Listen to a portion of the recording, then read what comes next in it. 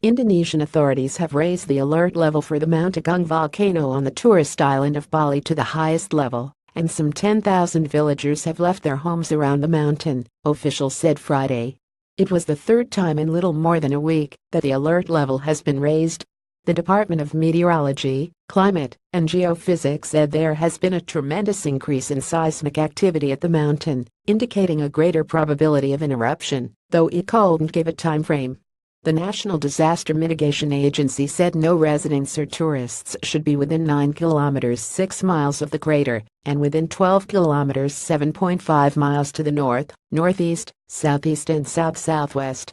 The agency earlier said about 9,400 villagers have evacuated from their houses and are scattered across the districts of Karangasem, Klungkung, and Buleleng. They are living in temporary shelters, sports centers, village halls and with relatives, said agency spokesman Sutopo Purwonugroho. The 3,031-meter 9,944 feet Agung last erupted in 1963, killing about 1,100 people and hurling ash as high as 10 kilometers 6 miles. The mountain, 72 kilometers 45 miles to the northeast of the tourist hotspot of Kuta, is among more than 120 active volcanoes in Indonesia. The country of thousands of islands is prone to seismic upheaval due to its location on the Pacific Ring of Fire, an arc of volcanoes and fault lines encircling the Pacific Basin.